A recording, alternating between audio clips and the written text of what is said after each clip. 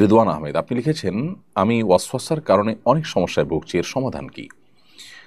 অনেক ভাইয়েরা আমাদের, অনেক বোনেরা আমাদের ওয়াসওয়াসার রোগে ভুগছেন। ওয়াসওয়াসার রোগটা খুবই ভয়ঙ্কর একটা রোগ, একজন মানুষকে মানসিকভাবে অনেক অসুস্থ করে দেয়। আজকে জুমার পরও আমার মসজিদে অনেক দূর থেকে একজন ভাই এসেছেন তার বাবা সহকারে। তিনি ভয়ঙ্কর ওয়াসওয়াসার রোগে ভুগছেন। মামাতো বোনের সাথে তার বিবাহ ঠিক হয়েছে, কিন্তু মামির সাথে কোনো প্রকার হুরমতে মুসাহারা হলো কিনা, অজান্তে কোনো প্রকার কোনো কিছু হলো কিনা, তার তরফ থেকে না হলে মামির তরফ থেকে হলো কিনা, এটা নিয়ে সে ওয়াসওয়াসায় ভুগছে।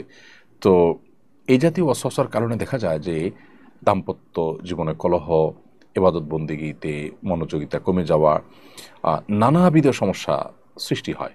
উজু করতে গিয়ে দেখা যায় 10 বার 20 বার হাত ধোয়া হচ্ছে, এবং হাত মুখ ধোয়া হলো কিনা, শুকে থাকলো কিনা কোনো জায়গা, এই অহেতুক সংশয়, এটা নিয়ে দেখা যায় যে 10 বার 20 বার 30 বার পর্যন্ত ধোয়ার কাজ করা হচ্ছে, এদিকে জামাত শেষ হয়ে যাচ্ছে। তো এই অস্বস্থাগুলো শয়তান আমাদের মধ্যে সৃষ্টি করে, আমাদেরকে বিভ্রান্ত করবার জন্য, আমাদেরকে ভালো কাজ থেকে দূরে সরাবার জন্য।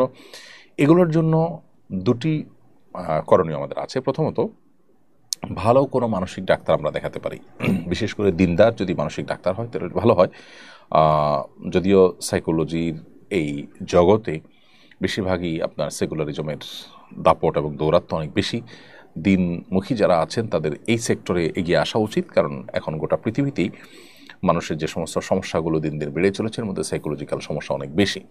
সো এখানে ভালো কোনো সাইকিয়াট্রিস্ট, সাইকোলজিস্টের শরণাপন্ন হওয়া, এটা একটা ব্যাপার। আর দ্বিতীয়ত হলো ভালো কোনো রাকির শরণাপন্ন হওয়া। সোশ্যাল মিডিয়াতে বা বিভিন্ন আপনার ইয়েতে, প্লে স্টোর, অ্যাপ স্টোর, এগুলোতেই আপনি যদি ওয়াসওয়াসার রুকিয়া লিখে সার্চ দেন, তাহলে হয়তো আপনি অনেক রুকিয়ার অ্যাডভাইস পাবেন, সেটাকে আপনি অনুসরণ বা ফলো করতে পারেন। অডিও বা ভিডিও পেলে সেগুলো আপনি মনোযোগের সাথে শুনতে পারেন। আমি আশা করি যে আপনি যদি ভালো মতো রুকিয়া করেন, তাহলে ইনশাআল্লাহ আপনার এই ওয়াসওয়াসার সমস্যা কেটে যাবে। আর অনেক ভাইরা, অনেক বোনেরা এই সমস্যায় ভুগছেন, এবং এটার কারণে তাদের জীবন অনেকটাই ব্যাহত হচ্ছে। তৃতীয়ত আরেকটি সম্পর্ক সমাধান বলতে চাই, সেটি হলো ওয়াসওয়াসা রোগের মূল ট্রিটমেন্ট হলো এটাকে ইগনোর করা।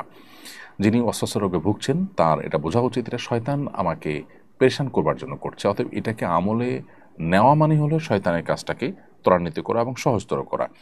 ওয়াসওয়াসা দিয়ে শরীয়তের কোনো কিছু সাব্যস্ত হয় না।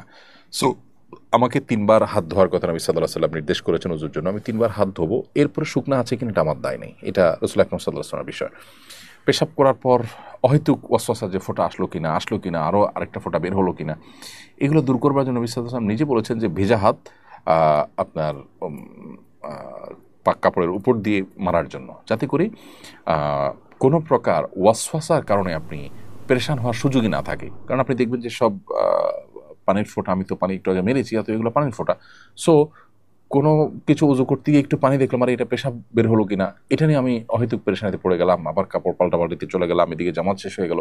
এগুলোকে পাত্তা দেওয়ার কোনো কারণ নেই। অতএব ওয়াসওয়াসাকে ইগনোর করা হলো ওয়াসওয়াসার অনেক বড় একটা ট্রিটমেন্ট, এবং ইগনোর না করে এটাকে আমলে নেওয়া, এটাতে মনোযোগ দেওয়া, এটাতে ডুবে থাকা, এটা হলো শয়তানের সেই শয়তানি কর্মকাণ্ডকে অনেকটা বাস্তবায়ন করতে সহযোগিতা করা, যেটা আমাদের উচিত নয়। অতএব যারা রোগে ভুগছেন তারা এটাকে ইগনোর করবেন এবং আল্লাহর কাছে দোয়াও করবেন যে আল্লাহ এই ওয়াসওয়াসা থেকে আপনি আমাকে মুক্তি দান করেন, আল্লাহ তাআলা হেফাজত করুন।